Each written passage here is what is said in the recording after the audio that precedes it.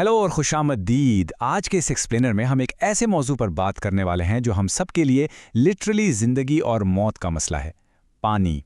हम आलमी पैमाने पर पानी की साइंस को समझेंगे और फिर देखेंगे कि पाकिस्तान को आज किन संगीन मसाइल का सामना है और सबसे अहम बात, इनका अमली हल क्या हो सकता है। तो चलिए शुरू करते हैं। आज के एजेंडे में हम तेजी से इन टॉपिक्स को देखेंगे। पहला, इल्म आबियात क्या है। दूसरा, पानी के ज़राए और चक्कर। तीसरा, पाकिस्तान में ज़ैर ज़मीन पानी। चौथा, पानी की सफाई के तरीके। पांचवां, फुजला और बायोगैस। और आखिर में पानी की कमी का हल। तो आइए सबसे पहले अपने पहले टॉपिक की तरफ बढ़ते हैं, इल्म आबियात, जिसे हम इंग्लिश में हाइड्रोलॉजी कहते हैं। आखिर है क्या? देखें, हाइड्रोलॉजी का नाम सुनते ही शायद आपको लगे कि ये सिर्फ दरियाओं या समंदरों के बारे में है, लेकिन ऐसा नहीं है। ये इस बात का पूरा मुतालिया है कि पानी कैसे मूव करता है, इसे मैनेज कैसे किया जाता है और ज़मीन पर या फिज़ा में इसकी तकसीम कैसे होती है।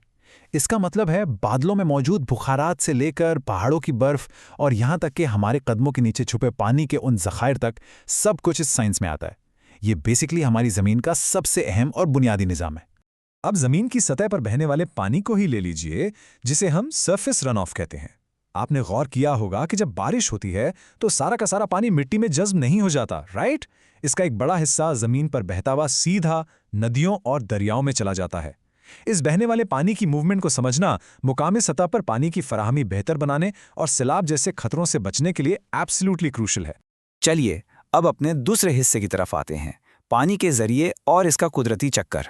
ज़रा इन पत्थर की सीढ़ियों और नहर पर बने इस पुल को देखें।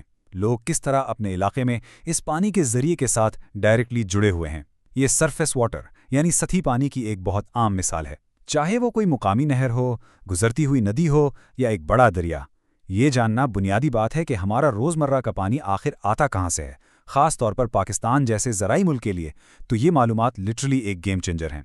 यहाँ एक बहुत इंटरेस्टिंग फ़र्क है। मुख्तलिफ़ किस्म की बारिशों और बर्फ़बारी के फ़र्क को जानना ये आपकी नॉलेज या मालूमात है, लेकिन इस पूरे वाटर साइकिल को कागज़ पर खुद ड्रा करना और उसके हर हिस्से को लेबल करना, ये एक स्किल है, एक प्रॉपर महारत है। जब आप ये करना सीख लेते हैं तो आपको एवेपोरेशन, कॉन्डेंसेशन और प्रेसिपिटेशन के आपस में जुड़े हुए उस मजबूत निज़ाम की असल लॉजिक और गहराई समझ आती है। और आप सोच रहे होंगे कि इस चक्कर को समझना इतना ज़रूरी क्यों है? क्योंकि यही हमारी ज़मीन का अल्टीमेट लाइफ सपोर्ट सिस्टम है।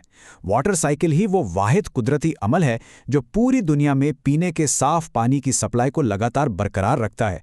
इस कंटिन्यूअस साइकिल के बगैर तो ज़मीन पर ज़िंदगी का तसव्वुर ही नामुमकिन है, फॉर श्योर।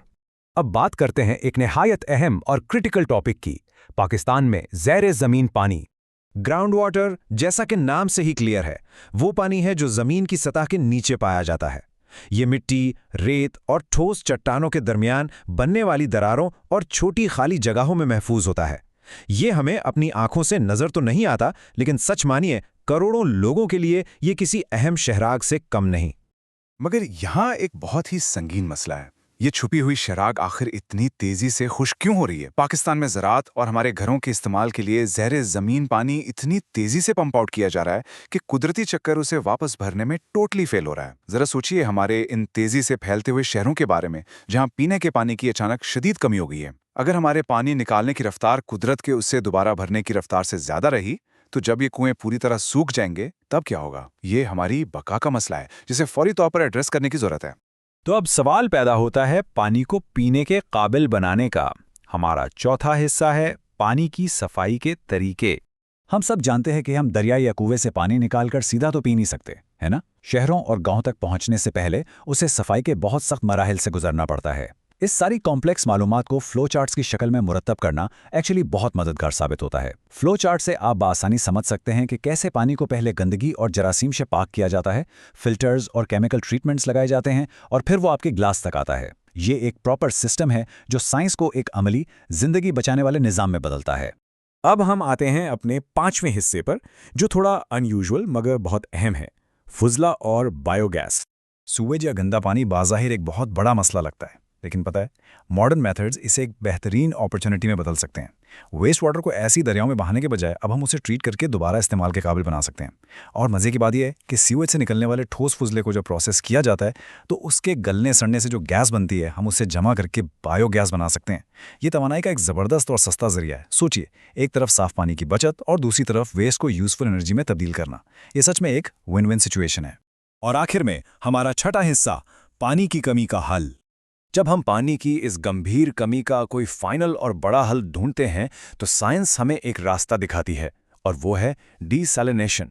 ये एक ऐसी टेक्नोलॉजी है जिसमें समंदरी पानी से नमक और दूसरा कचरा निकालकर उसे बिल्कुल साफ और पीने के काबिल बनाया जाता है। अब क्योंकि हमारी ज़मीन के पानी का सबसे बड़ा हिस्सा इन्हीं नमकीन समंदरों में है, तो डीसैलिनेशन मुस्तकबिल के लिए उम्मीद की एक बहुत बड़ी किरण बन सकता है। बस चैलेंज ये है कि इस प्रोसेस में लगने वाली महंगी तवानाई का हमें कोई सस्ता मुतबादल तलाश करना होगा। तो अब हम आ गए हैं इस एक्सप्लेनर के आखिर में, एक ऐसे बुनियादी सवाल के साथ जिस पर हम सबको गौर करना है। हमने वाटर साइकिल की मैकेनिक्स देख ली, ज़ेरे ज़मीन पानी की तेज़ी से होती हुई कमी का अंदाज़ा लगा लिया और बायोगैस या डीसैलिनेशन जैसी नई टेक्नोलॉजीज़ को भी समझ लिया।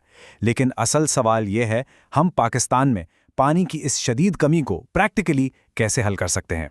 साइंस क्लियर है, इंतज़ामी टूल्स दस्तयाब हैं, लेकिन क्या हम एक्शन लेने के लिए तैयार हैं?